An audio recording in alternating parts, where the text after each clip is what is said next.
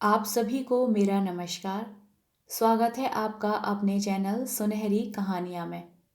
आज की कहानी है कुत्ते की पूंछ, जिसके लेखक यशपाल जी हैं। कहानी शुरू करने से पहले मेरा आपसे विनम्र निवेदन है, यदि आपको मेरे द्वारा सुनाई गई कहानियाँ पसंद आती हैं तो कृपया कहानी को लाइक, शेयर और चैनल को सब्सक्राइब कीजिएगा। आइए सुनते हैं कहानी कुत्ते की पूंछ। श्रीमती जी कई दिन से कह रही थी, उल्टी बयार फिल्म की बहुत चर्चा है, देख लेते तो अच्छा होता। देख आने में ऐतराज न था, परंतु सिनेमा शुरू होने के समय अर्थात 6:30 बजे तक तो दफ्तर के काम से ही छुट्टी नहीं मिल पाती। दूसरे शो में जाने का मतलब है बहुत देर में सोना, कम सोना और अगले दिन काम ठीक से न कर सकना। लेकिन जब उल्टी बयार को 7वां हफ्ता लग गया तो यह मान लेना पड़ा कि फिल्म अवश्य ही देखने लायक होगी। रात 12:30 बजे सिनेमा हॉल से निकलने पर तांगे का दर कुछ बढ़ जाता है। आने दो आने में कुछ बन बिगड़ नहीं जाता, लेकिन तांगे वाले के सामने अपनी बात रखने के लिए कहा, नहीं, पैदल ही चलेंगे। चांदनी रात है, गनीमत से 4 कदम चलने का मौका मिला है। उजली चांदनी में सूनी सड़क पर सामने चलती जाती अपनी बौनी परछाई पर कदम रखते हुए चले जा रहे थे। जिक्र था फिल्म में कहाँ तक स्वाभाविकता और कितनी कला है।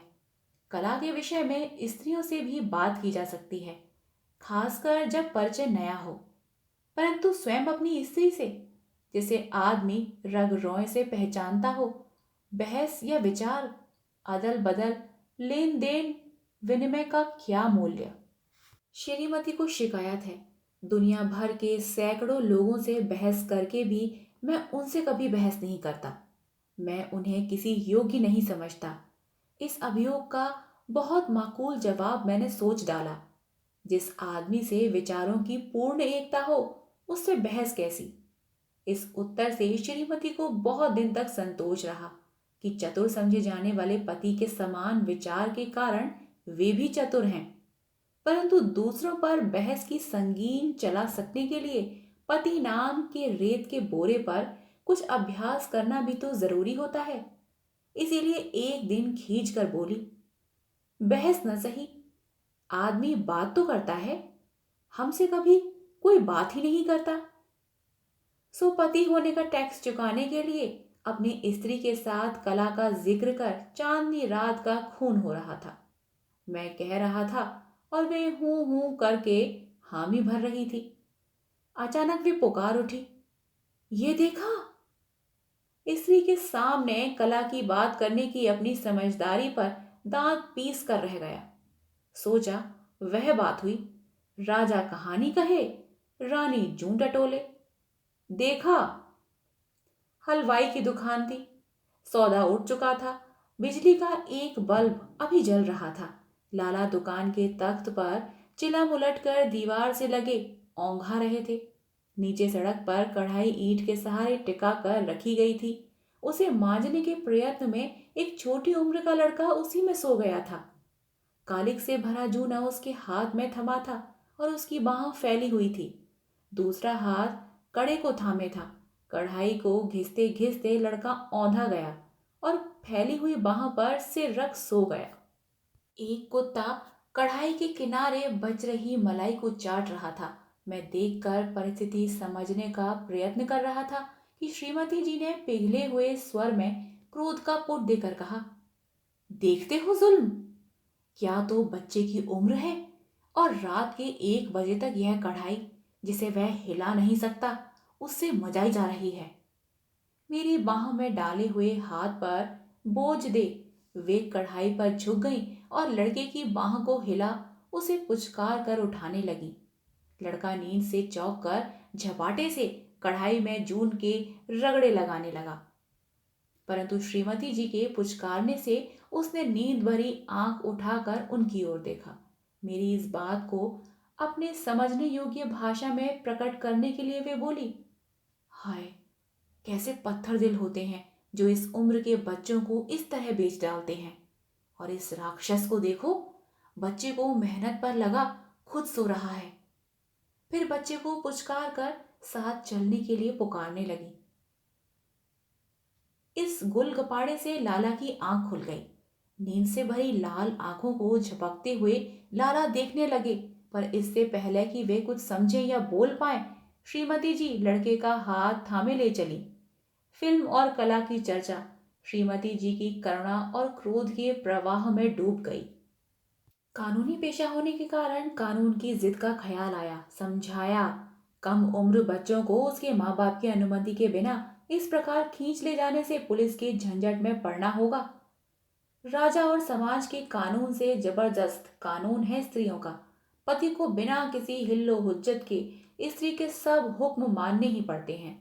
श्रीमती जी ने अपना कानून अड़ाकर कहा, इसके माँ बाप आकर ले जाएंगे। हम कोई लड़के को भगाए थोड़े ले जा रहे हैं। लड़के पर इस तरह जुल्म करने का किसी को क्या हक है? यह भी कोई कानून है? लाला आंख झपकाते रहे और हम उस लड़के को लिए चले आए। लाला बोले क्यों नहीं? कह नहीं सकता? शायद कोई बड़ा सरकारी अफसर समझकर चुप रह गए हों। लड़के से पूछने पर मालूम हुआ कि दरअसल उसके माँ बाप थे नहीं, मर गए थे। कोई दूसरा उसका दूर का रिश्तेदार उसे लाला के यहाँ छोड़ गया था। दूसरे रोज लाला बंगले के अहाते में हाजिर हुए और बोले कि यूं तो आप माई बाप हैं, लेकिन यह मैम साहब की ज्यादती है। लड़के के बाप की तरफ लाला के 60 रुपए आते थे और वह मर गया। लाला उल्टे और अपनी गांठ से लड़के को खिला पहनाकर पाल पोस रहे थे। लड़के की उम्र ही क्या है कि कुछ काम करेगा। ऐसे ही दुकान पर चीज धर उठा देता था, सो मैम साहब उसे भी उठा लाई। लाला बेचारे पर जुल्म ही जुल्म है। उन्हें उनके 60 रुपए दिला दीजिए, सूद वे छोड़ देने को तैयार हैं, या फिर लड़का ही उनके पास रहे। बरामदे के फर्श पर जूते की ऊंची एड़ी पटक बौहें चढ़ाकर श्रीमती जी ने कहा, ऑल राइट। इसके बाद शायद वे कहना चाहती थी, 60 रुपए ले जाओ। परिस्थिति नाजुक देख बीच में बोलना पड़ा, लाला जो हुआ अब चले जाओ, वरना लड़का भगाने और क्रुएलिटी टू चिल्ड्रन, बच्चों के प्रति निर्दयता के जुर्म में गिरफ्तार हो जाओगे। अहाते के बाहर जाते हुए लाला की पीठ से नजर उठाकर श्रीमती जी ने विजय गर्व से मेरी ओर देखा।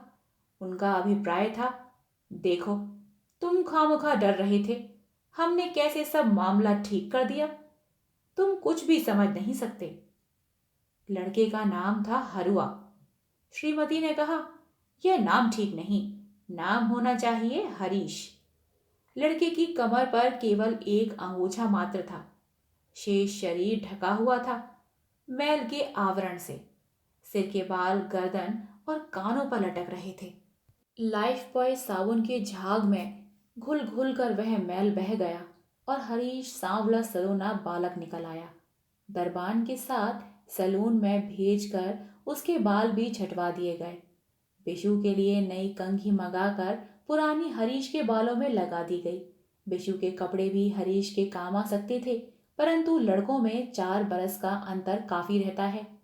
खैर जो भी हो, हफ्ते भर में हरीश के लिए भी नेवी कट कॉलर के 3 कमीज और नेकर सिल गए। उसके असुविधा अनुभव करने पर भी उसे जुराब और जूता पहनना पड़ा। श्रीमती जी ने गंभीरता से कहा, उसके शरीर में भी वैसा ही रक्त मांस है जैसा कि किसी और के शरीर में। उनका अभिप्राय था अपने पेट के लड़के बिशु से, परंतु इसका कारण था कि बिशु आखिर पुत्र तो मेरा भी है। उन्होंने कहा, उसके भी दिमाग है, वह भी मनुष्य प्राणी है और उसे मनुष्य बनाना भी हमारा कर्तव्य है।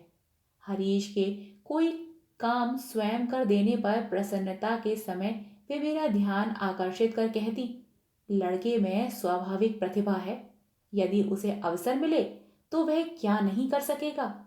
हाँ, उस मजदूर का क्या नाम था जो अमेरिका का प्रेसिडेंट बन गया था? मौका मिले तो आदमी उन्नति कर क्यों नहीं सकता। 4 वर्ष की आयु ऐसी नहीं जिसमें अधिकार का गर्व न हो सके, या श्रेणी विशिष्टता का भाव ना हो। अपनी जगह पर अपने से नीची स्थिति के बालक को अधिकार जमाते देख, अपनी माँ को दूसरे के सिर पर हाथ फेरते देख, हरीश को अपनी संपत्ति का प्रयोग करते देख बिशु को ईर्ष्या होने लगती। रोनी सूरत बनाकर वह होठ लटका लेता और हाथ में थमी किसी चीज से हरीश को मारने का प्रयत्न करने लगता। श्रीमती जी को सब बातों में गरीबी और मनुष्यता का अपमान दिखाई देता। गंभीरता से वे बिशु को ऐसा अन्याय करने से रोकती और हरीश का साहस बढ़ाकर उसे अपने आप को किसी से कम न समझने का उपदेश देती। हरीश बात बात में सहमता, सकपकाता, पास बैठने के बजाय दूर चला जाता और बिशु के खिलौने के लोभ की झलक दिखाई देती रहती। श्रीमती जी उसे संतुष्ट कर, उसका भय मिटाकर उसे बिशु के साथ समानता के दर्जे पर लाने का प्रयत्न करती।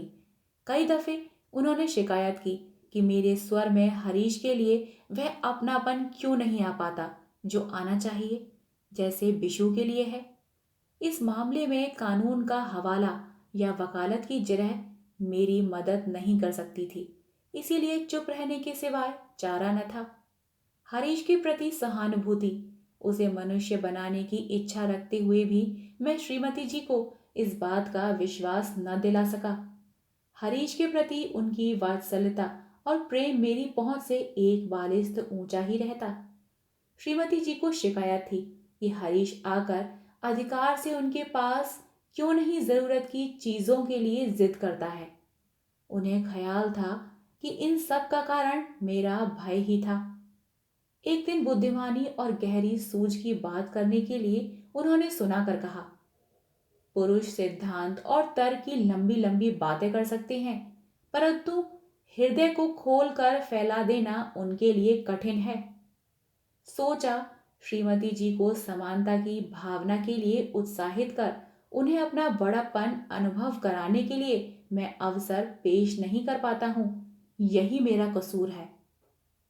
एक रियासत के मुकदमे में सोहराबजी का जूनियर बनकर केदारपुर जाना पड़ा।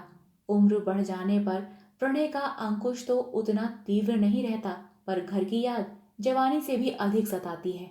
कारण है शरीर का अभ्यास, स्थान और समय पर आवश्यकता की वस्तु का सहज मिल जाना विदेश में नहीं हो सकता, और ना शैथिल्य का संतोष ही मिल सकता है। केदारपुर में लग गए 4 मास। औसत आमंदनी से 2.5 गुना आमंदनी के लोभ ने सब असुविधाओं को परास्त कर दिया। घर से संबंध था केवल श्रीमती जी के पत्र द्वारा। कभी सप्ताह में 1 पत्र तो कभी सप्ताह में 3 आते। बिशु को जुकाम हो जाने पर 1 सप्ताह में 4 पत्र भी आए। आरंभ के पत्रों में हरीश का जिक्र भी एक पैराग्राफ रहता था और दूसरे पैराग्राफ में उसके संबंध में थोड़ी बहुत चर्चा। सोचा मेरी गैर हाजिरी में मेरी अनुदारता से मुक्ति पाकर लड़का तीव्र गति से मनुष्य बन जाएगा। कुछ पत्रों के बाद हरीश की खबरों की सरगर्मी कम हो गई। फिर शिकायत हुई कि वह पढ़ने लिखने की ओर मन न लगाकर गली में मैले कुचैले लड़कों के साथ खेलता रहता है। बाद में खबर आई कि वह कहना नहीं मानता, स्वभाव का बहुत जिद्दी है, बहुत डल सुस्त दिमाग है, हर समय कुछ खाता रहता है। इसी से उसका हाजमा ठीक नहीं रहता। लौट कर आने पर बैठा ही था कि श्रीमती जी ने शिकायत की, सचमुच तुम बड़े अजीब आदमी हो। हम यहाँ फिक्र में मरते रहें और तुमसे खत तक नहीं लिखा जा सकता, ऐसी भी क्या लापरवाही। यहाँ यह मुसीबत कि लड़के को खांसी हो गई, 3 दफे डॉक्टर को बुलवाना था। घर में सिर्फ 2 तो नौकर हैं, वे घर का काम करें या डॉक्टर को बुलाने जाएं। इस लड़के को देखो, हरीश की ओर संकेत करके। जरा डॉक्टर बुलवाने भेजा तो सुबह से दोपहर तक गलियों में खेलता फिरा और डॉक्टर का घर ऐसे नहीं मिला। डॉक्टर जमील को शहर में कौन नहीं जानता। हरीश बिशु को गोद में लिए श्रीमती जी की ओर सहमता हुआ मेरे समीप आना चाहता था। इस उम्र में भी आदमी इतना चालाक हो सकता है। हरीश को बिशु से इतना अधिक स्नेह हो गया था कि वह उसे इसीलिए उठाए रहता था कि उसे संभालते रहने पर उसे खाली खेलते रहने के कारण डांट ना पड़ेगी। उसकी ओर देख श्रीमती जी ने कहा, अरे उसे खेलने क्यों नहीं देता? तुझे कई दफे तो कहा, गुसलखाने में गीले कपड़े पड़े हैं, उन्हें ऊपर सूखने डाला। हरीश महफिल से यूं निकाले जाने के कारण अपनी कातर आंखों से पीछे की ओर देखता चला गया। कुछ ही देर में वह फिर आ हाजिर हुआ। उसकी ओर देख श्रीमती जी ने कहा, हरीश जाओ, देखो पानी लेकर खस की टट्टियों को भिगो दो। सुनो, यूं ही पानी मत फेंक देना, इस स्टूल पर खड़े होकर अच्छी तरह भिगो देना। मेरी ओर देखकर वे बोली, जिस काम के लिए कहूं कतरा जाता है। इसे पढ़ने के लिए जो स्कूल के एक लड़के को 4 रुपए देने के लिए तय किया था, वह क्या नहीं आता? मैंने पूछा। बिशु के गले का बटन लगाते हुए श्रीमती जी बोली, खामखा पढ़े भी कोई, यह पढ़ता ही नहीं, पढ़ चुका ये। बस खाने की हाय हाय लगी रहती है, कोई चीज संभाल कर रखना मुश्किल हो गया है। हरीश कमरे में तो दाखिल न हुआ, लेकिन दरवाजे से झांक कर चक्कर जरूर काट गया। वह संदेह भरी नजरों से कुछ ढूंढ रहा था। फल की टोकरी से कुछ लीचियां निकालकर श्रीमती जी ने बिशु के हाथ में दी। उसी समय हरीश की ललचाई हुई आंखें बिशु के हाथों की ओर ताकती हुई दिखाई दी। श्रीमती जी खींच गई। हरदम बच्चे के खाने की ओर आंखें उठाए रहता है, जाने कैसा भुक्कड़ है। इन लोगों को कितना ही खिलाओ, समझाओ, इनकी भूख बढ़ती ही जाती है। ले इधर आ। 2 लीचियां उसके हाथ में देकर बोली, जा बाहर खेल। क्या मुसीबत है।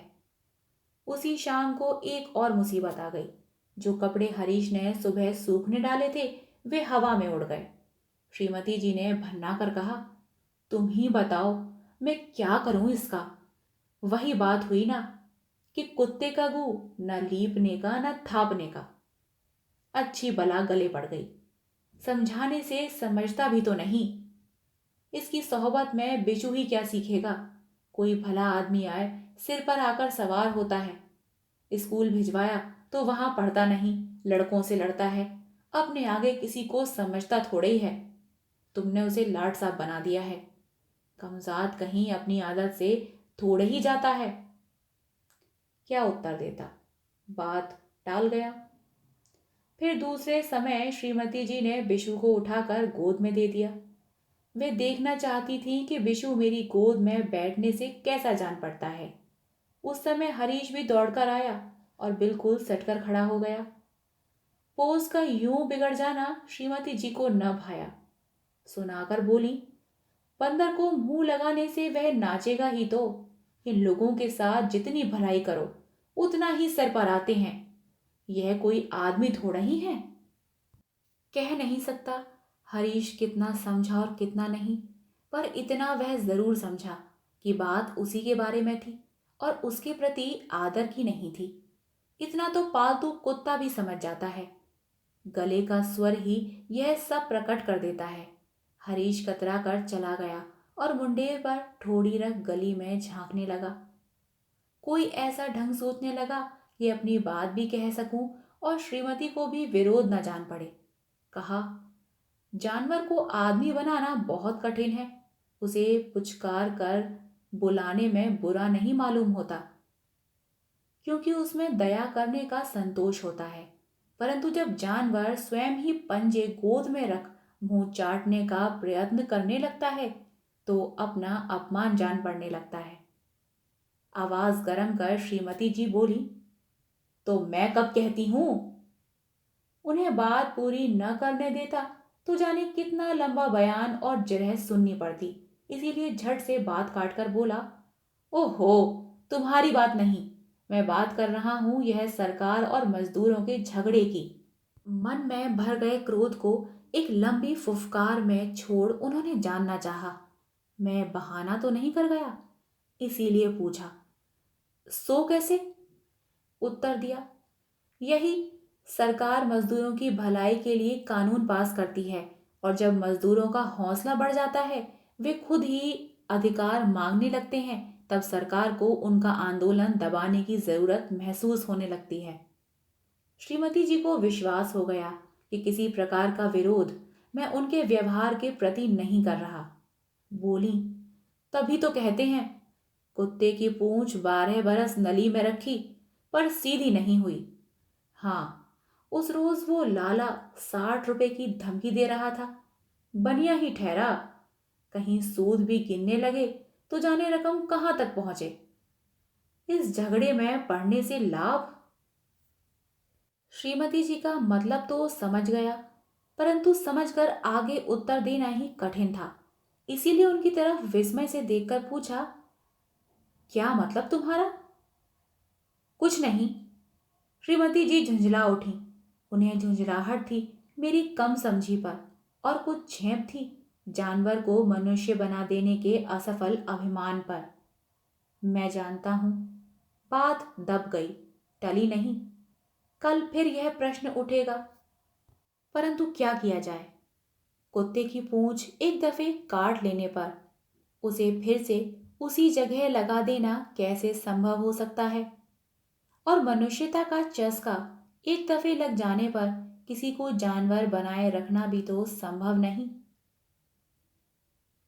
आप सुन रहे थे कहानी कुत्ते की पूंछ। आशा करती हूँ आपको यह कहानी पसंद आई हो। कहानी पसंद आई हो तो कृपया कहानी को लाइक, शेयर और चैनल को सब्सक्राइब कीजिएगा।